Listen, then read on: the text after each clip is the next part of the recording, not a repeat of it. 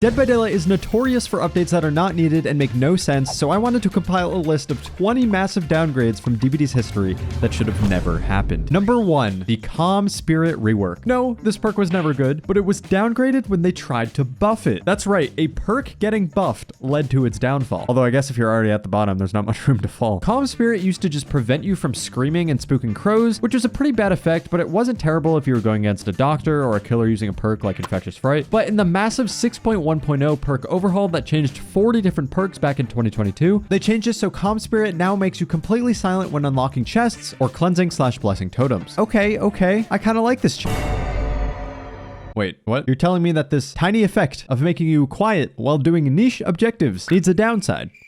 Okay. This quote-unquote buff turned an already bad perk into a detrimental perk that has a larger downside than an upside. Number 2, the old DBD HUD. This one is near and dear to my heart, and it makes me sad every time I see old gameplay. Let me just make it very clear. I don't mind the new HUD at all. I think it had some necessary quality of life features, especially for solo queue players, but it took what was an aesthetically cool HUD and turned it into something that looks straight out of a mobile game. I don't know what it is, but the simplicity of the old HUD just looks so much better, and I wish there was a way for you to toggle between the new HUD and the old HUD depending on what you prefer. I'm just glad the behavior changed the location of all the HUD elements, because when this was first introduced, there was information in literally every corner of the screen and it was awful. Number 3, the glass bead add-on. Now most of you are thinking, what the hell is even that? And I don't blame you. This is one of the most obscure add-ons for one of the most obscure items in the game, maps. You've probably seen this before, but the glass bead allows you to create a little waypoint marker thing anywhere you want, and every survivor can see and hear it if they're nearby. Yeah, it was pretty pointless, but it was really fun because you could spam it constantly and create this massive loud wall of light to annoy your friends. Unfortunately, they removed the ability to spam it, so rest in peace to this fun map add-on that nobody uses. Number 4, flashlight save timing. Back in the day, you had to time your flashlight perfectly if you wanted to get a save, but nowadays you basically don't need to time it at all and it'll still work. This is just so sad. I feel bad for all the new players that don't get to experience the absolute adrenaline rush of getting your first flashlight save with the old timing. It used to feel so rewarding to get those saves because you had to be in the perfect place at the perfect time if you wanted any chance of hitting it. This was especially fun with the old dead hard, which let you phase through the killer when they were picking up the survivor, so you could go for insane dead hard saves. But now flashlight saves are just like accessible to anyone with 20 hours in this game, so there's not much skill involved anymore. Number 5, the removal of light burn. This one's pretty similar to the last one because it's another form of skill and knowledge expression that has been taken away. If you don't know what I'm talking about, flashlights used to have these cool little interactions with certain killers that added a ton of depth and variety in their gameplay from both a killer and survivor perspective. Wraith could be light burned while cloaked, which would stun him in place for a few seconds. Artists' idle crows and crow swarms could get light burned mid-chase to get rid of them. Hag's traps could be burnt, and most importantly, Nurse could be light burned when holding her power. All these interactions were pretty rare, but they added unique counterplay and helped add variety to playing as and against these killers. Number 6, and this is a big one, map design. There seems to be this common trend of maps lately where they're increasingly hard to look at, very large, and have extremely boring gameplay. There have been many maps that are reworked almost immediately because of how bad they were. For example, Area of Crows and Shattered Square were so big and poorly designed that they needed to shrink the map and completely reorganize it to make it playable. But the worst part is that they just didn't change the visuals. Eerie still has that layer of mist thing that's just awful to look at, and Shattered Square looks like, I don't even think I need to explain this one. Luckily, it seems they've learned their lesson in the aesthetic department because the previous two maps, Nostromo Wreckage and Greenville Theater, are beautiful, but then we still have the same problem of terrible gameplay design, which is a common theme in almost every single new map from the past 3 years. The worst part is probably how they design palette loops nowadays. We used to get maps that have a good mix between god palettes, safe palettes, and unsafe palettes, but all the new maps have mostly unsafe palettes, just a massive amount of them. Mind games are what makes this game fun, so if every palette is unsafe, then mind games can barely exist. On top of this, so many of the loops are just, how do I say this, boring compared to the old map design. Like for example, the main loops in the Nostromo ship are a table with one pallet that you just run around until the killer catches up to you, because if you try to greed the pallet, they have enough time to catch up to you before you even get back to it, so you just have to throw it. And then there's like that one window that just causes you to fatigue and the killer can walk right around it and hit you. So there's just no interaction there at all. Stuff like this just makes the maps not as fun to play as compared to the old maps because you pretty much only have one exact way to play each of these loops. Compare that to, for example, the main building on Sanctum of Wrath. There are like 4 4 to 5 different ways to play around this building, and it requires skill to be good at playing around it. I'm just glad that Nostromo has the coolest skybox in the entire game. Number 7, boon perks. Now hear me out. Boon perks, aka Circle of Healing, were absolutely overpowered when they came out, which completely switched up the meta in a pretty bad way. But it's been nerfed so hard that no one uses boon perks anymore, which is kind of upsetting. Boon perks added a new way for the survivors and killers to interact with each other and the map, so it's sad to see that they're all so mediocre that no one really runs them. Hopefully we can see them be buffed a little bit so they have some viability. Number 8, hex perks.